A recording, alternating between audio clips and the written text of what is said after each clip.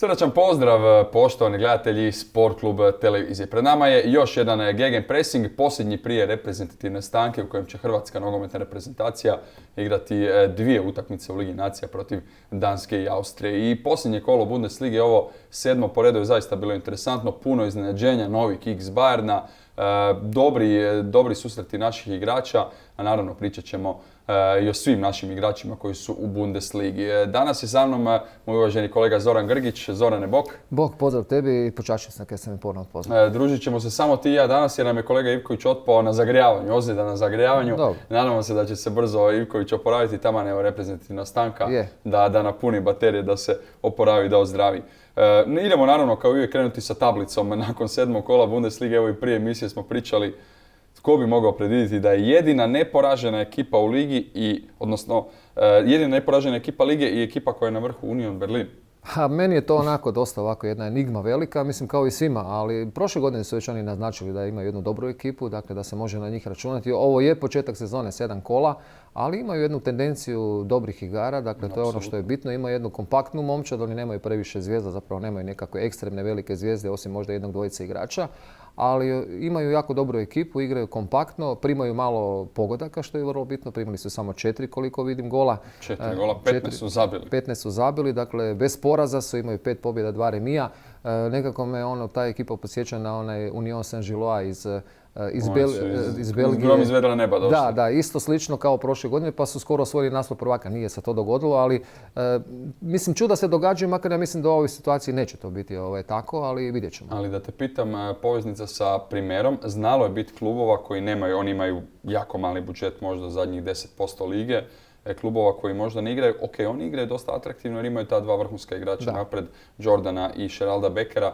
Pod vrhunska, mislim vrhunsku sezonu igraju, nisu to sada neki elitni igrači. Ali je li bilo i u Primeri, čak mislim da je nedavno bilo možda nekih klubova sa manjim budžetom koji su tako dobro startali i iznenađenja radili? Pa svake godine je tako uvijek, znači uvijek godine neka ekipa prije 10-12 kola bude u vrhu koje se ne očekuje. Evo recimo Osasuna ove godine je bila visoko, dosta su dobro igrali, evo sad su u prošlom kolu izgubili kod kuće od Hetafa, mislim čak sa 3-0. To su ekipe koje mogu na mah igrati dobro. Znači kada te krene sezona možda imaš jednu dobru seriju rezultata, makar ja u konačnici uvijek kažem da kvaliteta ispliva. Znači nemoguća je opcija po meni da neki klub koji ima minoran budžet bude prvak nekakve takve lige kao što je Liga petice. Da, prvak jako teško. Da, možda neka druga liga neka liga tipa Češka, Slovačka ili ne znam, ali Liga petice ne.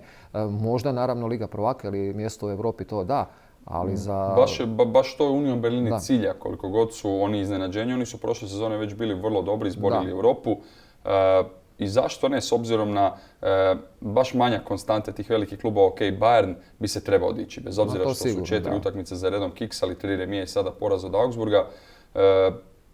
Leipzig koji je tek 12. Bayer Leverkusen koji je tek 15. I to daje nadu Union Berlinu da tko zna, možda ćemo i sljedeće godine gledati u Ligi prvaka. Ma možda, tko zna, da, može se dogoditi. Uvijek neka ekipa iznenadi. Znala je biti ekipa koje nisu bile predviđene da igraju u Ligu prvaka pa se to dogodilo.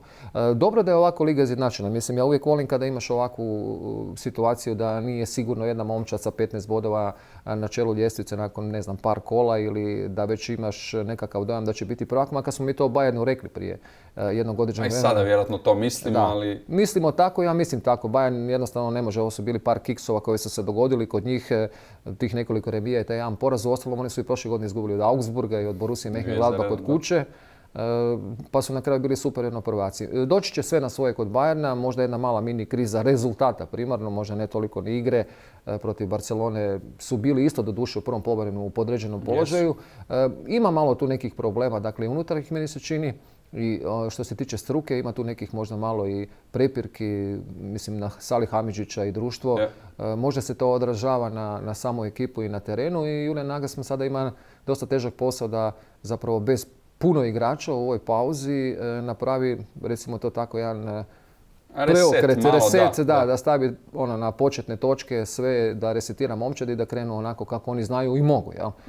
Baš sam te to htio pitati, dugo si u nogometu. 4 kiksa nisu mala stvar. Ok, kada gledamo tablicu Bayern 12 boda, Union Berlin 17, nije to sada smak svijeta, ali kada se radi o tako velikom klubu, o jednom od najvećih svjetskih klubova, to naravno je zabrinjavajuće. Kada imamo mladog trenera na klupi koji istina ima podršku uprave, evo baš je Kan nakon utakmice rekao u intervjuu da ne pričaju s drugim trenerima, da imaju svo povjerenje u Nagelsmann, ali da naravno nisu zadovoljni, da ima osjećaj kao da su neki igrači možda olako shvatili neke utakmice, što je moguće. Ali ti sa svim tim godinama koje pratiš nogomet, sigurno da mu se opasno već sada trese stolica. Ma to je sigurno. Veliki klubovi neće na sva zvona govoriti odmah o smjeni trenera. Znači tu uvijek ide malo tiha nekakva šaputanja, ali sigurno da nisu zadovoljni u Bayernu i ako se to produži nije slučajno da dođe možda do smjene trenera. Makar veliki klubovi, kažem, prakticiraju ipak dati određeno vrijeme ipak trenerima kojima lošije ide. Nisu ad hoc spremni mijenjati trenere, jer to jednostavno ne dolikuje velikim klubovima. Mislim da bi bilo smiješno sada dati Julianu Nagelsmannu otkaz nakon 3 loša rezultata, ali ako se to bude ponavljalo u sljedećih 5-10 kola, nije isključeno. Znači, nije on 100% siguran, nitko nije 100% siguran, ali mislim da će mu dati kredit još jedno vrijeme dosta dugo. Bitno je za Bayern da su dobro krenuli u tešku skupinu Lige prvaka sa pobjedama protiv Intera i Barcelone. Praktički su osigurali prolaz dalje, vjerojatno i prvo mjesto jer sada imaju 2 utakmice sa Viktorijom Plzeň. Ali vidi se sad ipak Lewandowski, kakav god, sigurno fali. Vidimo se kako se snašao u Barceloni. Da, evo, to je ta situacija. Dakle, kad izgubiš takvog jednog igrača koji je 8 godina bio čovjek za 30-40 golova po sezoni, nije to lako nadoknaditi. Takvog igrača trenutno Bayern nema koji će zabiti 35 golova po sezoni. Znači, da te pitam, moramo se dotaknuti još nekih drugih trenera. Prvi je tu naš Niko Kovač koji je također dobio fantastičan ugovor, veliko povjerenje. Ok, Wolfsburg nije tako veliki klub, ali sigurno nije klub da bude 17. na tablici nakon 5 kola. Jedna samo pobjeda i to jedva 1-0, ponovno jako loša predstava protiv Union Berlina. Što reći za njega, on će sigurno još dobiti neko vrijeme, ali Wolfsburg, evo recimo iz Seoane, iz Bayer Leverkusena, Bayer koji je pobjedio Atletico, sada opet kiksao protiv Werdera, treba reći da su bili bolji, ali nespretna reakcija golmana, promašaj. Ponovno nisu pobijedili Bayern, također ima samo jednu pobjedu Leipzig koji je već promijenio trenera, također se muči. Onako, nesigurno za trenera tih velikih klubova. Lakše će se mijenjati Niko Kovač sigurno nego Julian Nagelsmann. Dakle, Wolfsburg bi mogao čak i prije, mislim, promijeniti. Ali znaš što, 3 milijuna eura ugovor, drugi najplaćeniji trener lige, mislim da je to... Oni nemaju takav budžet naravno kao Bayern da si dozvole nekakav luksus da isplate trenera prije isteka ugovora. Ali Niko Kovač sigurno nije u zavidnoj situaciji. Znači, od njega se traži sada jedan pomak prema naprijed. Nije lako kada je momčad uzdrmana, kada je očito i malo u onom psihičkom deficitu, ali vidjet ćemo. Mislim da je to sve stvar zapravo kod nekih kvalitetnih momčadi psihološkog karaktera. Dakle, one momčadi koji imaju kvalitetu da budu pri vrhu ljestvice, a nisu tamo, mislim da je to stvar koja nije vezana isključivo u sami nogomet, nego neke druge stvari. Znači, psihologija igrača, možda nešto u struci, možda neke nesuglasice. Znači, sve to je jedan komplet koji mora funkcionirati besprijekorno da bi momčad bila na pravoj razini. Kad jedan segment ne radi dobro, onda se to odražava odmah na teren. Tako je u Bayernu, ja mislim da nije normalno. Kvaliteta je neupitna, ali nešto se tamo događa, pa vjerojatno i ovim ostalim klubovima. Čim se to prije riješi, prije će oni doći na pravi put. Dotaknut ćemo se još tih najbitnijih utakmica kola, ali imamo naravno na hrvatske igrače. Bogato je bilo ovo kolo, bez obzira što je bilo kolo sa najmanje gola u sezoni, samo 17 pogodaka u sezoni. Onako jedna anomalija u Bundesligi, mogli bi reći, manje od 2 po utakmici, ali svih naših 10 igrača je igralo, neki više, neki manje. Krenut ćemo kao i uvijek s Andrijem Kramarićem. Nećemo puno o njemu, nije ni on puno pokazao, ni Hoffenheim, ni Freiburg, malo utakmica razočarala 0-0, Andrija odigrao 80 minuta, jedna je dobra sezona za sada iza njega, on je standardan u reprezentaciji, ali dobro, ovakve utakmice nećemo previše zaokruživati, mislim da su problem, uklopio se u malo taj tvrđi dvoboj. Od njega znamo što možemo očekivati. Od njega znamo što možemo očekivati. Ja sam prenosio 3 puta, mislim, ove godine, već ove sezone Hoffenheim. Oni su bili dosta dobri u zadnjih nekoliko kola. U većini utakmica nakon onog poraza, mislim, od Borussije Mönchengladbach, ako se ne varam, ili od nekog su izgubili 3-0. Nakon toga je dobra serija bila. Kramarić je neupitan u momčadi, jer to je već jedan dobar benefit za našu reprezentaciju. Znači, bitno da igra. On jednostavno ima nemjerljivo povjerenje trenera. On i Ruter dosta dobro funkcioniraju. Sada nema Bebua već cijelu sezonu. Prošle godine su oni više zajedno igrali. Međutim, taj Ruter je meni jako dobar igrač.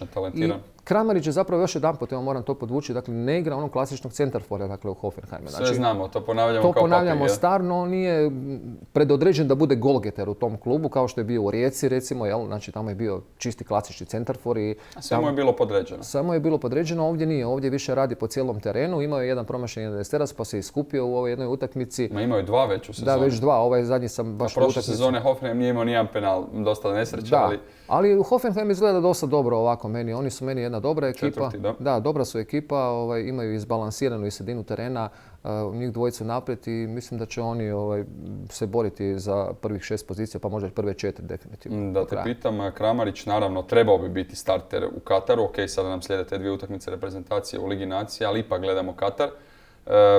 Petković se budi, zaista igra odličan nogomet u posljednjih mjesec dana i znamo da je on ta devetka koju Hrvatska treba. Čolak dobio predpoziv, igra odlično. Budimir je ipak u maloj prednosti ispred njega. Je li onda Kramarićeva pozicija možda u opasnosti s obzirom kako dobro Petković igra ili još uvijek? Ja mislim da Zlatko Dalić neće previše eksperimentirati, da će sad u Ligi nacija isto Kramarić igrati. Znači, to sam 100% siguran protiv Danaca. Mislim da je Petković dobro dođe naravno ove reprezentacije. U nekim utakmicama će biti od krucijalne važnosti. To kad budemo igrali protiv nekih momčadi koji se samo brane, a to će biti na svjetskom prvenstvu, neke utakmice će biti takve. Nigerija, mi smo Maroko, oni su baš defanzivna ekipa. Maroko je defanzivna ekipa i tu Petković može doći do izražaja sa tim primanjem lopte, razigravanjem i slično. Međutim, što se tiče nekih drugih utakmica, mislim da je Kramarić u prednosti i to za 2 koraka ispred Petkovića, iako Petković igra sad sve bolje i bolje, ali kažem, u nekim utakmicama Petković po meni, po mojoj viziji može jako dobro doći, ali ne možda u svima. Kramarić ipak ima taj zalog, zaista je puno dao reprezentaciji, uvijek je tu i uvijek je standardan. Brekalo i Franjić, naš duo iz Wolfsburga, Wolfsburgu ne ide dobro, ali treba reći da su Brekalo i Franjić već drugu utakmicu za redom odigrali, odnosno čak mislim i treću odigrali skoro cijelih 90 minuta. Josip Brekalo imao jednu priliku onako u 30 minuti lijevom nogom nije uspio zabiti. Franjić je odigrao solidno, ali premalo je to bilo od Wolfsburga, već smo ispomenuli, muče se. Brekalo predpoziv i mislim da je sad u ovih 2 mjeseca na njemu da ako uspije nametnuti se i u Wolfsburgu da bi mogao dobiti poziv jer je on jedan dosta iskusan igrač za reprezentaciju. Franjić još uvijek daleko od toga, dobio poziv, vidjeli smo za onu 23 reprezentacije koja igra sa Katarom. Znači tu je negdje. Ali vidjet ćemo. Da, malo je povećan koliko sam pročitao broj igrača na 26 ili 7. Da, 26 ili 7, nisam siguran. Da. Tako da će se pronaći prostore za one koji su sada na tim predpozivima i da će netko od njih uskočiti. Ja vjerujem da će Brekalo biti u Kataru jer može isto tako dobro doći u nekim utakmicama zbog svoje te prodornosti i okomitosti. On je jedan od tih igrača koje naša reprezentacija ima, koji ima tu moć ponavljanja po boku, može proći, može centrirati, može ući u prazan prostor, mora biti na pravoj razini. Ovo što si rekao, mora igrati. Mora igrati ova 2 mjeseca. Ako bude igrao, mislim da je njegova pozicija neupitna u reprezentaciji, da će ići tamo u Katar. Međutim, da li će igrati, naravno to je sad upitno opet o strategiji Dalića i protivnicima, ali bitno je otići u Katar. Kao i što je Petkovića, sam siguran da će otići, ali koliko će utakmice minutaže tamo imate, to je sad već onako veliki znak pitanja. Da. Idemo na poziciju desnog beka, imamo 2 igrača koji su vrlo aktivni na poziciji desnog beka. Stanišić koji nije onaj klasični desni bek, dobiva nekakvu minutažu u Bayernu, naravno teško očekivati da će on biti tamo standardan, i Mazraoui i Pavard su ispred njega, ali evo sada je u ovu utakmicu ušao umjesto Musiale nešto više prema naprijed. Moramo tu spomenuti Kristijana Jakića koji je igrao odličnu utakmicu u pobjedi Eintrachta nad Stuttgartom 3-1, zabio i gol. Igrao je u izravnom duelu sa Sosom na tom desnom boku. Da, već neko vrijeme igra na toj desnoj strani. Igrao je 3 utakmice u 4-4-2, a sada igra u 3-4-3. Možda malo ipak bolje za njega jer ima više prostora. I upravo je to izbornik Dalić spomenuo. Pratimo Jakića koji je dobio predpoziv i pratimo ga baš u tom kontekstu desnog beka. Naravno odlaskom Vrsaljka, umirovljenjem Vrsaljka. Ostali smo praktički na Juranoviću koji je jedini pravi desni bek. Da, i Stanišić. Stanišić je rekao je Dalić za njega, znamo da baš ne igra, ali on je dao za reprezentaciju, pokazuje da može i za sada računamo na njega. I naravno Jakić. Reci mi malo o toj situaciji, ta 3 desna beka. Kristijan Jakić je izuzetno motoričan igrač vrhunskih tjelesnih predispozicija, znači čovjek može igrati 5 utakmica za redom, što je vrlo bitno. Znači može pokriti nekoliko mjesta u sredini terena, a ono što je najviše od njega možeš očekivati uvijek je ta destrukcija, znači ta borbenost i ta njegova defanzivna orijentacija igre. Može se snaći evo i na desnoj strani, dakle čim imaš jednog polivalentnog igrača koji može odigrati nekoliko mjesta u veznom redu, on je dragocjen. Znači uvijek je dragocjen na velikim natjecanjima, nikad ne zna što se može dogoditi sa onim bitnim igračima koji su prvih 11. Mi znamo da ima imamo dvojicu koji su nedodirljivi, to su Brozović i Modrić, možemo reći čak i trojicu Kovačić. Kovačić sad, da. mislim. Znači, tu se teško će Jakić dobiti u vezi šansu. Teško će dobiti u vezi, ali se može otvoriti možda neke utakmice, dakle i taj desni bok, sada kada je već u zadnje vrijeme to igra, iako sam ja bio skeptik, nisam... I on sam gostovao je kod nas u gegenpressingu, taman 2 utakmice odigrao i kaže, a gledaj, nadam se da me trener neće više stavljati, ali ne mogu ga odbiti. Da. Jednostavno bolje to nego da budem na klupi. Pa isto kao i sa Ljubičićem u Dinamo, ista situacija. On je rekao, ja ću igrati ako treba što god, samo da igram. Naravno da igrač neće odbiti, samo je pitanje kako će on se zapravo adaptirati na taj stil igre, odnosno na to novo mjesto na kojem igra. Jer ja Jakića stvarno nisam vidio na desnoj strani, ali sa tom svojom brzinom, on je dosta brz igrač, sa svojom robustnošću. I obaveznom igrom u defanzivi. To je jako bitno, zato što on ima taj segment obavezne igre u defanzivi i može biti od velike koristi. Baš to, ne treba ipak zapostaviti, to je klub koji igra Ligu prvaka, to je klub koji igra Bundesligu, ako si ti standardan u klubu koji je u takva dva to se ne smije ignorirati, da. Točno to, ne smije se ignorirati. I baš me zanima, pratit ćemo to, ako će Jakić ovako nastaviti biti standardan, mislim da bi on mogao dobiti poziv za Katar. I čak biti ispred Stanišića. Sigurno. Spomenut ćemo kratko samo i Smolčića, 7-8 minuta, druga njegova utakmica u Bundesligi. Nešto sitno šansi dobiva, ali ispratit ćemo njega. On je backup, on je doveden kao backup neki, tako i minutaže ima. Vidjet ćemo. Borna Sosa zaista nastavlja sa dobrom igrom, asistirao je za gol protiv Eintrachta, njegov Stuttgart se jako muči. Imaju 5 remija i 2 poraza, nemaju nijednu pobjedu. Sosa igra dobro, ovo nije bio onaj klasični ubačaj, recimo kao za Kaleđića, daju loptu na 16-tercu i onda je Tomas, Portugalac, malo imaju sreće, nije ni bitno, ali Sosa i dalje na visokoj razini, možemo li reći da on prvi izbor za ljevog beka, da će sigurno igrati ljevog beka? Ja mislim da je, da. On ima tu motoriku, isto tu moć ponavljanja po ljevoj strani. Znači može igrati u formaciji kao back winger, može biti samo back. Znači on meni stvarno izgleda kao jedino pravo rješenje za hrvatsku reprezentaciju na toj poziciji. Ono originalno bekovsko rješenje. Dakle tu može i Guardiola igrati, ali mislim vrlo kvalitetno u nekim utakmicama. Ali što se tiče recimo meni onako jedne predodžbe jednog bekovskog rješenja, onda je to svakako Borna Sosa. A ljevoj nozi da ne pričamo. O teledirigiranim centrošutima. Udarcu, prekid je isto također jako opasan. Dobar je, motoričan je, sve ok. Da, Joško Gvardiol, o njemu treba ipak malo više, o njemu smo dosta pričali do sadašnjem dijelu sezone. Gvardiol je onaj bitni kotačić u hrvatskoj obrani. Kada je počinjala sezona, praktički su svi zaokružili, on je jedini siguran, 100%. Da. Jer nije se znalo točno sa Sosom gdje će ići, malo ozljede, ok, tu je i Barišić koji je uvijek solidan, koji je uvijek standardan na toj poziciji ljevog beka, ali za Gvardiola se pričalo, on mora igrati. On je, bez obzira na godinu, on je taj koji će biti sigurno u obrani. Sad odigra 90 minuta u porazu Leipziga od Gladbaha, još jedna loša utakmica Leipziga. Kako ti se to čini? Je li on premlad možda da bi taj nedostatak minuta i možda neke ozljede utjecale na njega ili neće, ili će biti pravi? Da, Gvardiol je siguran na reprezentaciji samo ako bude na vrhunskoj razini. Znači on je Gvardiol od prije, 6 mjeseci, godinu dana. Tako je.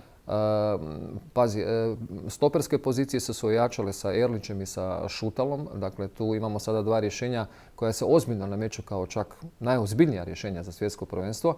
Već ti se tu već popunjava mjesto gdje možeš igrati. Lijevi bek, rekli smo, Sosa vjerojatno ima korak isto prednosti ispred njega. Tako da o njemu sad puno ovisi. Međutim, kod mladih igrača dođe do određene faze kada jednostavno dođeš do ekspanzije njegove kvalitete, da dođe do možda male stagnacije. Njemu se to vjerojatno sad dogodilo u zadnjih nekoliko mjeseci. Ali ja ne sumnjam uopće Guardiola, dakle on je mentalno jako bitan igrač što se tiče stabilnosti i pričao sam o njemu i prije, dakle ja njemu vjerujem s obzirom da ima čistu glavu. Znači igrač koji nije podložan na nekakvim depresijama ni nikakvim padanjima u onom psihološkom smislu, mislim da će se on jako dignuti i da će sigurno na svjetskom prvenstvu biti jedna od bitnih karika. Kažem opet u nekim utakmicama. Blago je imati nekoliko vrsta igrača na nekim pozicijama za neke utakmice. Ako igraš neku tvrdu utakmicu, onda može Guardiola igrati tog lijevog beka protiv nekog super jakog suparnika. Znači, jer je defanziva jako dobra kod njega, znamo da je on robustan, da je čvrst, da može izdržati duele. A opet kad igraš protiv nekoga da imaš ovako jednog lepršavog igrača kao što je Sosa, možeš njega koristiti. Dakle, to je ono da imaš uvijek 2 profila igrača za određene pozicije, ti je veliko blago. Ali znaš što, obrana na svjetskom prvenstvu teško da će se mijenjati u nekim najbitnijim utakmicama. Lovren možda na tom desnom beku ponovno igra, manje naravno pratimo Rusku ligu zbog tih svih zbivanja, ali on ima iskustvo, ima tu rutinu. Je li on misliš li da će ipak njemu dati prednost ako Gvardiol nastavi sa igrama, ako se ustabili ponovno, ili će tu Erlić i Šutalo možda isplivati ponovno? Gledaj, Erlić i Šutalo su stvarno odigrali ove dobri. Sad mislim da će sad ove dvije utakmice biti za njih najvažnije, ove protiv Danske i Austrije. Ako ponove ta izdanja, znači ako to bude bila ta stabilnost koju su imali, ta mirnoća koju su imali, ako nastave igrati ovako dobro kako su igrali još ova 2 mjeseca do svjetskog prvenstva, mislim da su oni stvarno u prednosti, da oni mogu biti, u osnovnom i Dalić je rekao da im vjeruje maksimalno i da uopće ne isključuje mogućnost da oni budu prvi stoperski par u Kataru.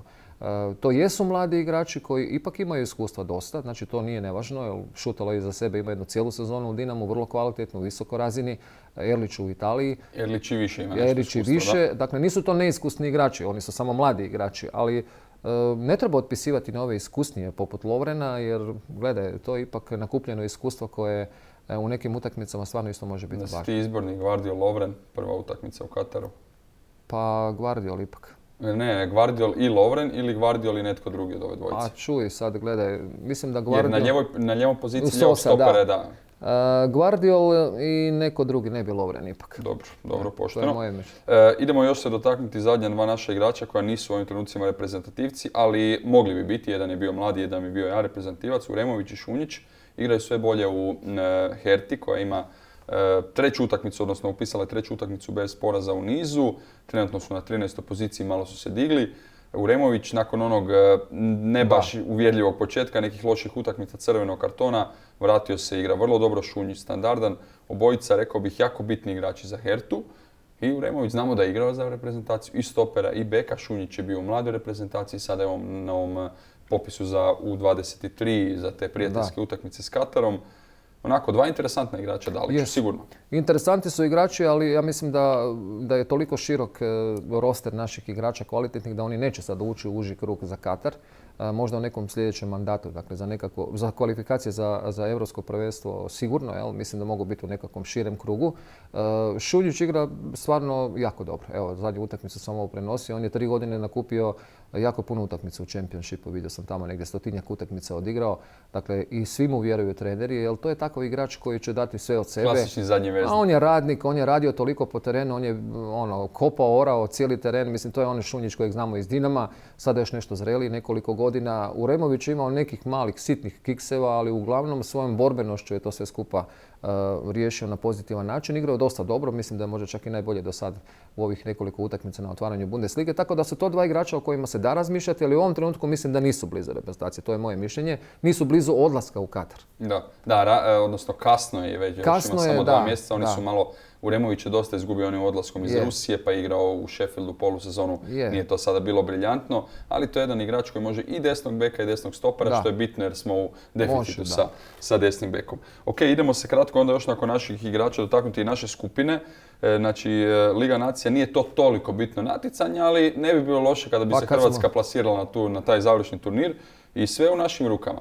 Danska je prva nakon 4 kola sa 9 bodova, Hrvatska 7, Austrija 4, Francuska 2, to znamo kako su igrali u one 4 utakmice. Francuska više nema nikakve šanse proći dalje. Hrvatska igra sa Danskom u četvrtak i sa Austrijom u gostima u nedjelju, čini mi se. S 2 pobjede smo sigurno prvi, a možda i sa 4 boda. Prije par godina smo rekli da je to nebitno natjecanje, onda kad nas išlo loše. Znači to uvijek ide tako, jel? To je govorio i Dalić, mislim, ne. Ali sada više nije nebitno natjecanje jer se ukazuje prilika da odemo na Final Four. Zašto ne? Uostalom, nama je prvi cilj bio da ne ispadnemo iz te elitne skupine A, sada kada je počela ova Liga nacija. Međutim, nakon ovog kiksa protiv Austrije već su se nadvili tamni oblaci nakon poraza u Osijeku. Međutim, onda su nas sve iznenadili stvarno u onom ostatku, mislim, protiv Francuske, one 2 utakmice s Danskom.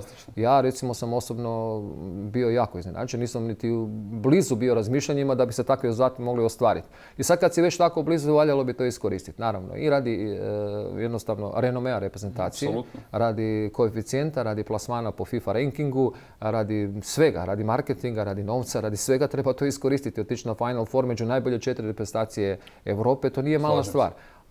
Kažem, ja se nadam da ćemo to uspjeti i da ćemo te 2 utakmice apsolvirati. I još jedan vrlo bitan razlog, svjetsko prvenstvo je za 2 mjeseca, malo više. Neće biti onih klasičnih priprema od mjesec dana, znamo da je sve pretumbano, kako bi se reklo. I mislim da je ovo praktički zadnja prilika Daliću da neke igrače vidi, za koga nije siguran, makar je rekao da bi ovaj popis trebao biti blizu konačnog sa još nekim igračima koji su dobili predpoziv. I ovo je jako bitno jer su dvije provjere protiv dvije odlične reprezentacije, protiv Danske i Austrije i bit će interesantno vidjeti koliko će zapravo Dalić promijeniti u odnosu taj sastav na one drugi, jer će nakon što završi sezona, odnosno taj dio sezone, mislim, reprezentacija imati 10 dana maksimalno. 7 do 10 dana, što je zaista kratko i dosta nezgodno za pripremiti svjetsko prvenstvo, veliko natjecanje. Ja mislim da su ovo zapravo prave generalne probe za svjetsko prvenstvo i to je dobro da su to takve službene utakmice sa jakim suparnicima, i Danska i Austrija. Danska, naravno, znamo kakva je reprezentacija, Austrija je iznenadila malo, možda nisu tog kvalitativnog ranga, ali reprezentacija koja nas je pobjedila 3:0. Doduše, mislim da su to bile nerealne okolnosti i zapravo to nije bila realna slika naše reprezentacije, ali dogodi se. Svakako u ove dvije utakmice će Dalić iskristalizirati tu svoju filozofiju. Ja mislim da neće puno mijenjati u odnosu na one prošla u 6. mjesecu utakmice koje su igrali, da će biti uglavnom ta reprezentacija protiv Danske gotovo možda identična u prvih 11 i isprobati možda još neke snage na tim pozicijama koje su nam malo problematične, taj desni bok ili nešto još drugo. Ja se nadam da će to biti uspješno, a onda kada završi ove ligaška natjecanja, kad se posvetimo svjetskom prvenstvu, mislim da imamo jednu utakmicu s kim igramo, neku prijateljsku. Zapravo, jedna prijateljska utakmica, to je nebitno, tek toliko da se održi jedan taj igrački ritam. I možda isprobaju neke finalne nešto, ali u principu nemaš ti puno vremena. Dakle, ovo što se sad igra u Ligi nacija, to bi trebalo biti zapravo to na svjetskom prvenstvu. Mislim da se neće puno mijenjati, dakle da će ova ekipa koja je sad igrala i u 6. mjesecu, koja bude igrala sad ovaj tjedan, zapravo biti najbliža startnoj poziciji na svjetskom prvenstvu u Kataru. Ja, slažem se, mislim da će možda nekih minimalnih promjena biti. Ok, idemo nakon ovog našeg dijela o hrvatskim igračima, o tome možemo pričati satima, zaista vrlo interesantno, naravno i u kontekstu reprezentacije i zbog Lige nacije, naravno najvažnije zbog svjetskog prvenstva. Sretni smo što 10 igrača čak imamo u Bundesligi. Idemo na sektor najboljih golova kola. Inače, nikada nije problem u Bundesligi izabrati najbolje golove kola, ali ovog tjedna zaista je bio. Samo 17 pogodaka u 9 utakmica, manje od 2 u prosjeku. To je daleko najmanje ove sezone. I moram reći da je bilo onako problem razabrati sve golove, ali od ova 3 mislim da svaki ima nešto kvalitetno. Evo vidjet ćete u prilogu 3 najbolja gola kola. Od 3-2 su sa utakmice Union Berlin-Wolfsburg. Po meni ovaj prvi Jordan Sibaču, zaista krasna kombinacija. Sheraldo Becker koji je realno najbolji igrač lige u ovim trenucima, 6 pogodaka i 3 asistencije, krasno prošao po ljevoj strani, a Jordan baš onako u stilu pravog napadača zabio glavom. Da, težak gol glavom, ali majstorski pogodio. Dakle, evo, to je, znači, kad imaš jednu takvu ekipu, onda uvijek moraš imati jednog pravog igrača. Znači, jednog koji dođe iz sjene. Recimo, malo poznati igrač, naravno, ali evo, uspio se nekako snaći u toj momčadi i postiže krasne golove, igra zajedno s ovim drugim u paru, odlično. Sheraldo evo zabio isto gol za 2:0. U nekakvom normalnom kolu vjerojatno ne bi bio u izboru, ali onako lijepa dubinska lopta, primio ramenom, prsima, iz prve zabio. Vidi se da je u formi. Tako rade golgeteri, znači bez puno kolišenja, nego primaš i odmah pucaš. Recimo, ja sam baš sad neke utakmice prenosio, ne samo Bundesliga, jedna mala digresija.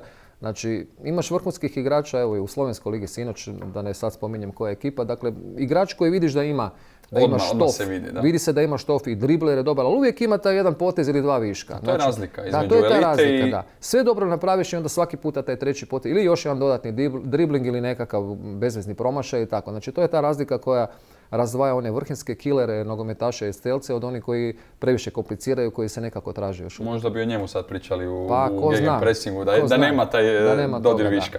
I treći pogodak, to je onako lijep, zaista krasan pogodak, Kerem Demirbay koji igra u odličnoj formi. Treća utakmica u nizu koji je zabio gol. On je taj igrač koji ima štofa, koji ima fantastičnu lijevu nogu.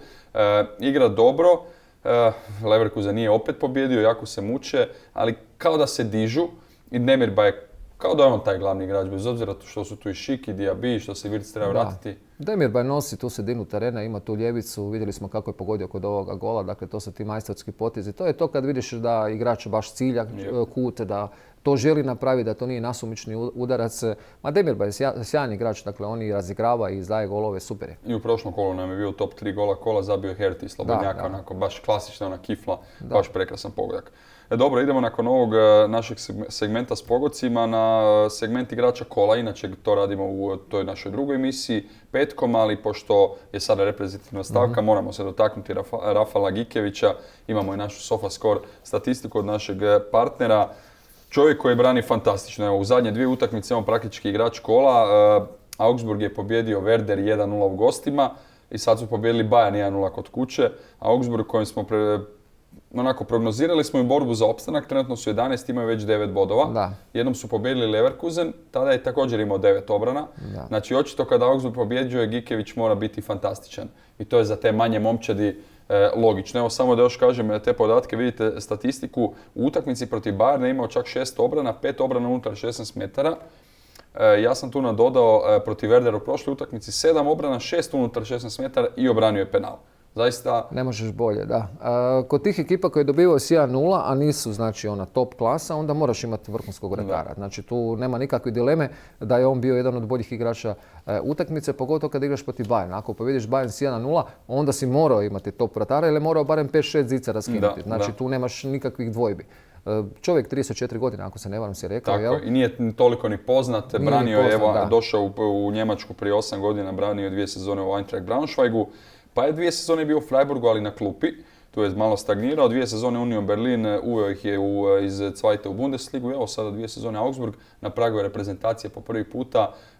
Jedna lijepa priča, da stvarno, nije to jedina. Jedna lijepa priča. Da, nije jedina. Nešto slično kao Manuel Riemann prošle sezone za Bochum. 34 godine, također bio u fantastičnoj formi. Onako, kod golmana, to smo pričali prije emisije, kasnije sazrijevaju. Je, neki vratari tek sa 33-4 godine dosegnu zenite. Spletom okolnosti, možda kad su imali 24-5 godina, nisu bili u svojim momčadima u prvom planu. Znači bili su kao backup, kao rezervni vratari, pa su sjedili na klupi, nisu puno branili. I onda tamo sa 28-29 godina su dobili neku priliku recimo u Zweiti i onda tamo brane jednu sezonu vrhunski, onda dođu u Bundesligu pa nastave s tim i onda tek sa 33-34 godine vidiš zapravo da je to vratar vrhunske klase koji do 28 godina izgubio vrijeme. Ali nije, kažem, jedini slučaj. Kod vratara je to često dosta, da neki vratari 10 godina budu rezervni i tek kad onda počnu braniti, onda tek vidiš zapravo da su pravi vratari. Ali tako je vratarska sudbina. A i dosta je prgav, ne znam, sjećaš li se iz prošlog kola, obranio je penala protiv Werdera i onda se okrenuo prema navijačima, ovi su krenuli prema njemu, skoro izbila tuča.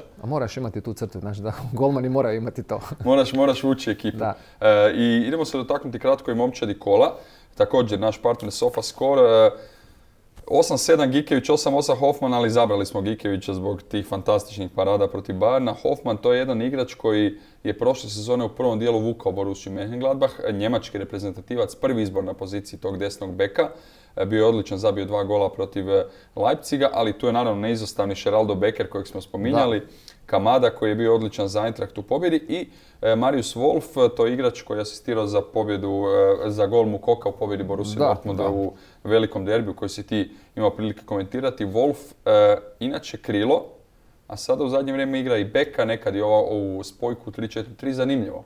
Da, taj Wolf stalno ide naprijed, dakle on je non stop bio u ovoj utakmici protiv Schalke u 16 metara, stalno je se nudio na centaršute, na šuteve, onako malo jedan viši igrač, nije onako čisti, klasični, ne znam, lijevi bočni, nekakav niži, hitriji, nego onako jedan malo korpulentniji, ali vidi se da sve zna, ima lijepu, kvalitetnu lijevu nogu, odličan je i centaršut i sve i dobro radi po toj lijevoj strani, znači kao i obranu i napad, znači može stvarno, s obzirom da je bio krilo, ima te napadačke pretenzije, a može pokriti dobro i obranu. Ovo što smo pričali, ima obaveznu igru obrani kao kod Jakića. Tako je, da ima obaveznu igru i odigrao je odlično. Ostalom kažem, evo, rekao si, asistirao ovom Mukoku, ali nešto ćemo kasnije o toj utakmici govoriti. Pa. Taman smo uveli, možemo i odmah.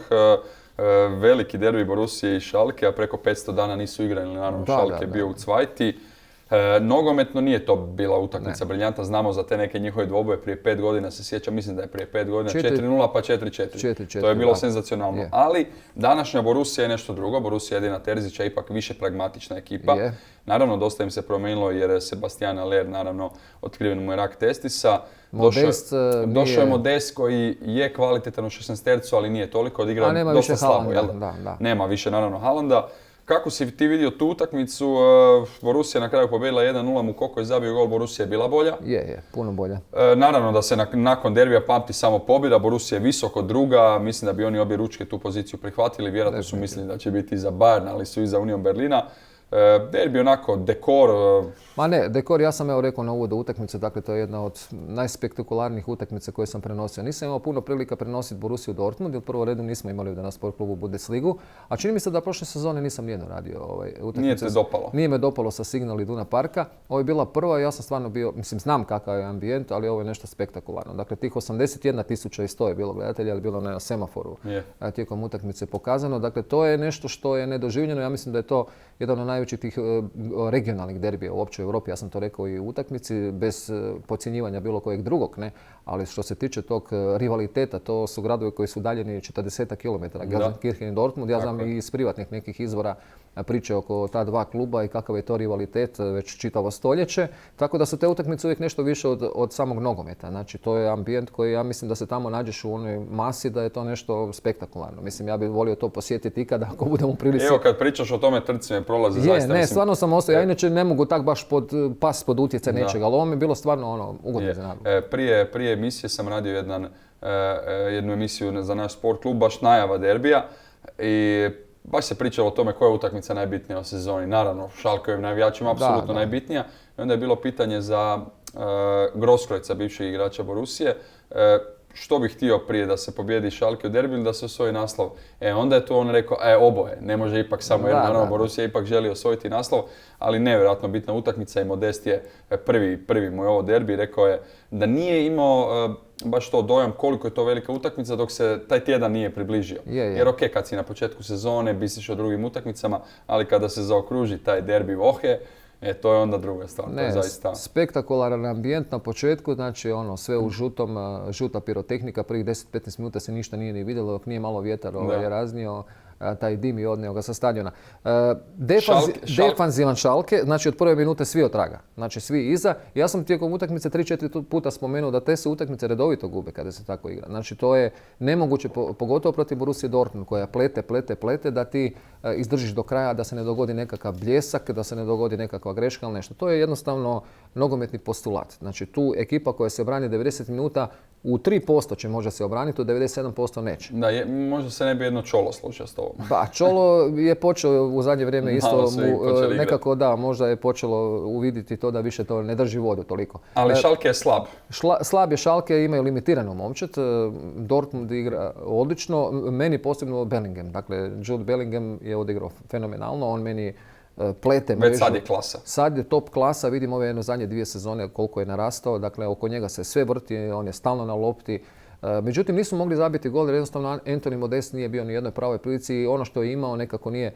Dakle, mislim, nije on ta razina kvalitete koja bi, ja mislim, mogla donijeti određenu kvotu golova u Dortmundu, bez obzira što ima odlične suigrače, ali dobro, vidjet ćemo, možda nastavak sezone će me demantirati. Problem je zato jer Borussia ne igra tako kao što je recimo igrao Köln. Baš po prošloj emisiji smo o tome pričali. Köln je imao 15 ubačaja po utakmici ili čak možda i više, a Borussia ne znam imala 8. I sada se to mijenja jer je Modest taj igrač koji je zabio najviše golova glavom u ligama petica. Jednostavno oni malo drugačije igraju. Malen je bio odličan, nekoliko navrata prodori, ali oni prođu da i možda pucaju, nemaju onu klasičnu ubačaj. Da, nema, da. I onda normalno potez Edina Terzića, znači uvođenje Mukoka, 17 godina. Najmlađi igrač u povijesti derbija koji je zabio. Da, najmlađi igrač u povijesti derbija i moram reći sada, prvi puta sam ga gledao, ako sve bude u redu. Neku veliku prognozu sada daš.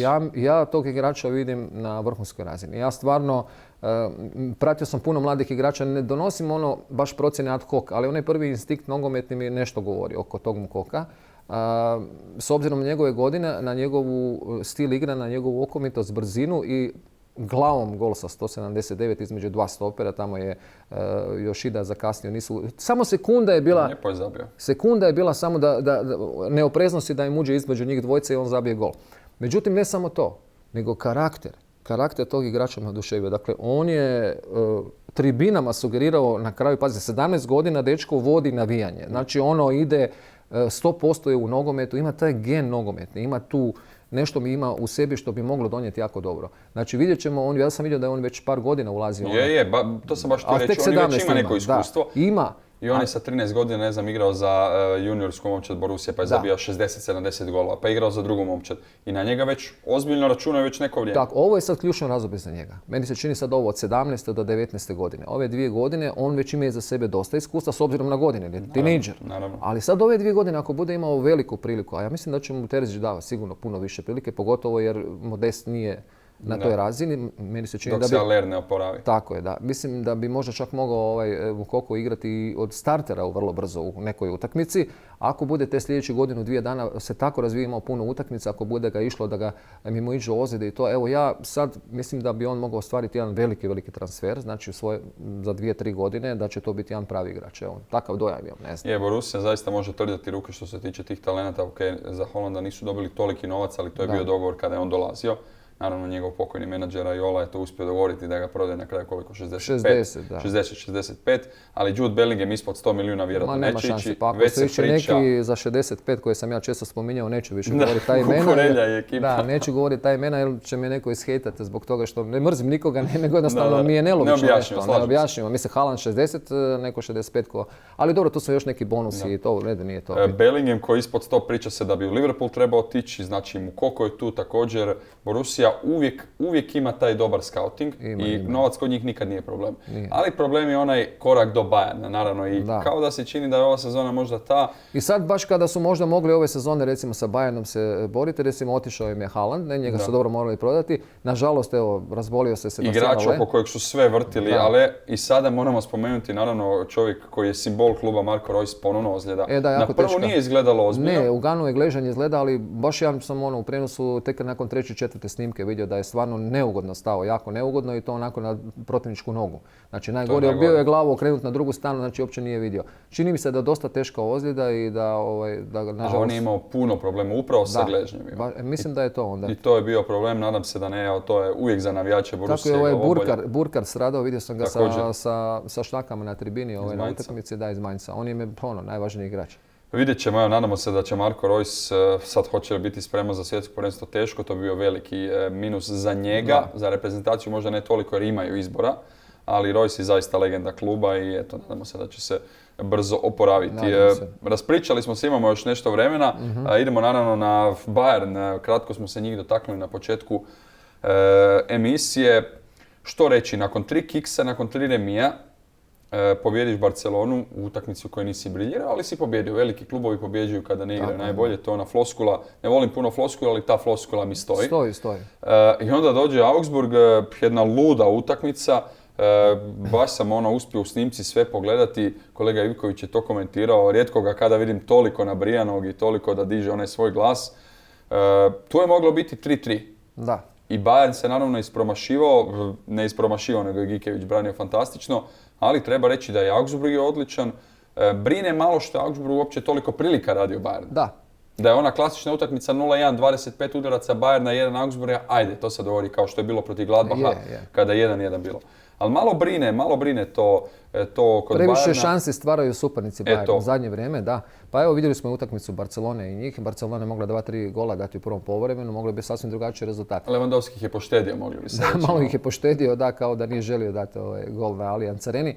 Ali šalom na stranu, ima Bayern određenih problema, čini mi se kroz sredinu terena im dosta propušta u posljednje vrijeme, iako tu Goretzka, Kimmich i društvo igraju. Goretzka se vraća nakon ozljede, onda je to... Previše prilika, a onda kad imaš previše prilika pred golom, nešto mora i protivnik ući. Dakle, ono što si rekao, prije Bayern nije dozvolio ni jednu ni dvije prilike svojim tim suparnicima nižeg ranga. Da, niže kvalitativnog ranga, onda ne možeš doći uopće u priliku za gol, nemaš uopće šuta po golu. Imaš posjed, imaš šanse, imaš ali nemaš udarca po golu.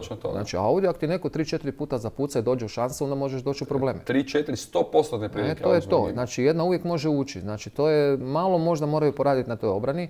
Da te pitam, pričali smo sa kolegom Ivkovićem, puno mijenja Nagelsmann 3 stopera. Znači, doveden je De Ligt kao drugo najskuplje pojačanje u povijesti. Prvo najskuplje je Hernandez, ali ipak bi se trebalo reći da je Upamecano i De Ligt da su oni taj stoperski par koji bi trebali igrati. Sad, svatko ko prati nogomet zna da je ta 2 stopera, pričali smo u kontekstu reprezentacije, a pogotovo u klubu 2 stopera bi morala biti standardna. Jer je to srce obrane, naravno ispred golmana, iza vezne linije. Puno to mijenja Nagelsmann. Mislim da bi on morao sad u ovoj pauzi reći, gledaj, cijenim svu trojicu, ali dvojica mora igrati. Dvojica će mi biti standardni, a treći vidjet ćemo. Da, nema kompromisa kod stoperskih pozicija. Tu igraju samo najjači, oni za koje se moraš opredijeliti, znači ti kao trener, bez obzira možda iscrpiti određene faze kad ne ide, ali se moraš orijentirati na dva igrača. Ako ti svaku utakmicu mijenjaš, tu remetiš odmah koncepciju, remetiš red u zadnjem redu, ne možeš ti imati na vrhunskoj razini 3-4 stopera koji ćeš u bilo kojem trenutku ubaciti njih dvojica da sve funkcionira. A tu mora biti znači dvojka što si ti rekao, znači ona koja će biti standardna, ovaj treći može ulaziti eventualno ako nešto bude. U nekoj utakmici kada je Bayern vodio 5-6-0 Bochum pa protiv Eintrachta. Da, ali ove druge utakmice da. Mislim, to je bitno standardizirati obranu. Nijedna ekipa koja previše luta u obrani nema dobrih rezultata. Tu prave ekipe imaju uvijek, znaš, zadnje 4 koje igraju, to je to. Ili zadnjih 5. Naravno, imaš ti igrača 2 na klupi ako se ozlijedi neko. Ako se ozlijedi, ali imaš vrhunsku razinu, da. Zanima me napad, spomenuo si nekoliko puta nedostaje Lewandowski, pogotovo u tim utakmicama protiv ekipa koje se povuku. Ipak naravno je to blok, bez obzira što je Augsburg igrao dobro, ali su naravno bili defanzivno orijentirani. Mane je odlično krenuo u sezonu, ali vidi se da on nije ona klasična devetka i da jednostavno u takvim utakmicama njemu malo fali prostora.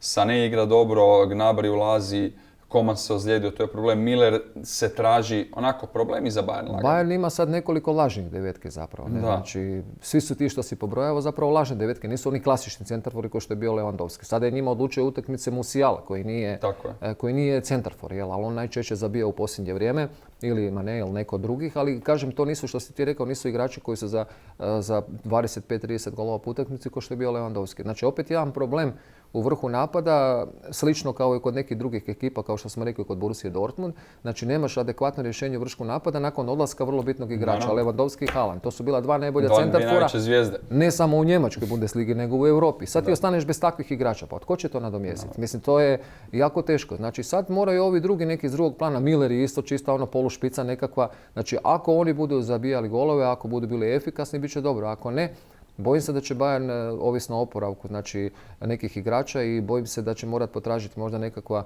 druga rješenja. Već na zimu možda. Na zimu, da će morat potražiti neko vrhunsko ime u napadu. Znaš što, kad je počela sezona, ja sam mislio da će Mane, bez obzira što nije taj napadač, ali je došao u strašnoj formi. Igra u Liverpoolu fantastično, za reprezentaciju igra odlično. I došao onako kao baš veliko pojačanje, mislio sam da bi on mogao ići na preko 20 golova.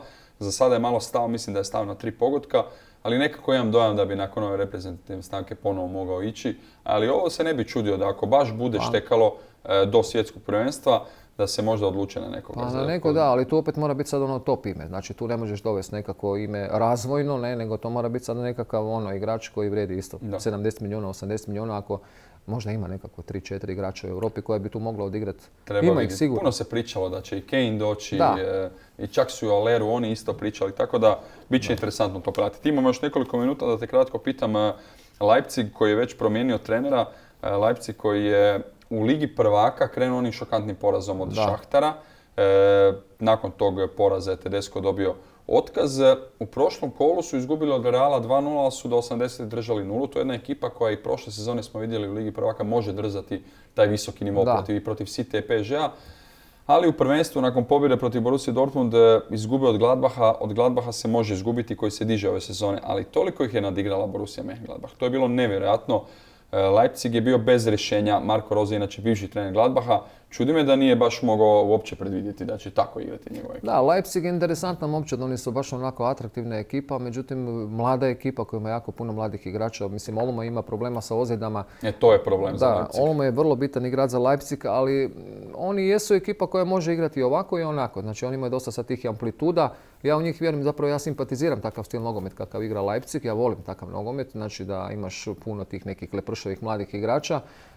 Biće kriza kao što je bila protiv Šahtara, bit će poraza, ali morat će se podhitno trgnuti jer jednostavno kako vrijeme odmiče, tako ako ostaneš na začelju dole ili na sredini, teško se možeš priključiti gore. Moje očekivanje je da će u sljedećih recimo 10 kola, onda će se dignuti, ali će se već profilirati jedna grupa ekipa, prvih 5-6, koje će poslije biti relativno teško dostići. Znači ti moraš što prije u sljedećih 7-8 kola uhvatiti neki priključak, uhvatiti tu zonu 6 i onda se tu držati. Ok, bodovno to nije toliki problem. 8 bodova ima Leipzig, ne znam, peti Bayern ima 12, Hoffenheim četvrti 13, ali problem je za Leipzig i prošle sezone su jako loše krenuli, pa su onda hvatali, tek su uspjeli u zadnjem kolu uhvatiti tu poziciju za Ligu prvaka. Jednostavno oni su prekvalitetni da bi bili 12. Sigurno prekvalitetni da bi toliko gubili i samo imali 2 pobjede nakon 7 kola. I postigli samo 9 golova u 7 utakmica. Tako je. Olmo je ozlijeđen, ali tu su zaista Nkunku koji je prošle godine bio MVP, Silva, došao je Werner opet, Soboslaj se diže prema naprijed, su nevjerojatno potentni i nedopustivo je da su oni 12. Isto kao i da je Bayer Leverkusen 15. To se mora promijeniti. Zato kažem, ja sam i kada smo Ivan i ja radili Eskanjolu, znači uvijek na početku ovakve sezone bila su neka iznenađenja tipa Union Berlin, tako je bilo i u Španjolskoj La Ligi. Ja sam uvijek govorio, meni treba veći uzrak, meni treba 15 utakmica, 15 kola mi treba, onda možemo razgovarati o nečemu. Znači ja na 7 utakmica, 8 teško mogu nekakve zaključke donositi, jer još uvijek su to velike amplitude, još uvijek je tu nesređena situacija, početak sezone. Ali treba reći, 7 utakmica u prvenstvu, Leipzig imao i Superkup, primili su 5 komada od Bayerna i 2 utakmice u Ligi prvaka, primili su 6 gola, znači u 10 tih službenih utakmica protiv više ligaša u kupu su pobijedili nekog niže ligaša 5-6-0, čak više. 10 utakmica, samo 2 pobjede. Na početku sezonu da je to neko rekao, mislim da bi svi u klubu bili, a svi najbolji igrači su ostali. Guardiol, Nkunku, došao je Werner i ovo što kažeš, malo je kola, ali oni se moraju trgnuti. Ne, moraju se, kažem, evo sad sljedećih tih 7-8 kola do 15 kola, ja kažem, meni nekakav referentni uzorak 15 kola. Znači ja uvijek tako negdje otprilike donosim nekakve konkretnije zaključke. Ovdje su indicije, ovo su indicije sad, neki pokazatelji što bi se moglo događati, ali evo, recimo za 7 kola se sve to može okrenuti. Do svjetskog prvenstva, znači ova tablica u Njemačkoj, u Bundesligi može biti potpuno drugačija. Baš me zanima, mi smo i prije početka sezone baš u najavi rekli Leverkusen i Leipzig bi morali biti među 4. Nijedan od tih najboljih igrača nije otišao, još su se pojačali. Nema razloga da ne budu, ali evo, mučenje baš. Da, mora se uhvatiti jedna serija sad pobjeda, znači od tih momčadi koji su dole. Oni moraju ući u seriju 2-3 pobjede, 2-3 nerješena i da ti dođeš do gore od tih 6-7 utakmica, od tih 21 bod osvojiš 15-16 i ti si već onda gore. Ali to moraš imati pravu seriju. Pratit ćemo, bit će interesantno vidjeti. To zaista je napeto, nakon 7 kola. Svi su tu negdje. Da, svi su tu negdje. Nije to velika bodovna razlika. Evo, ne znam, od 9. mjesta do 1. je 8 bodova ili do 2. je 6. Tako je, to je zaista, to su 3-4 utakmice. Dobro, evo, došli smo kraju. Zorane, hvala ti puno. Nadam se da si uživao bez Ivana, ali bilo zabavno, siguran sam. Pa da bi on bilo još interesantno. Da, ali ne bi mogao toliko ti pričati. Pa ne, znaš kako je to pored njega. Dobro, ništa, hvala ti, družit ćemo se opet naravno nakon reprezentativne stanke. Poštovani gledatelji, odmorite se kratko od Bundeslige, ne puno, naravno slijede nam reprezentacije, slijede nam utakmice i Hrvatske i Njemačke, pratite to, a mi se vrlo brzo ponovno vidimo.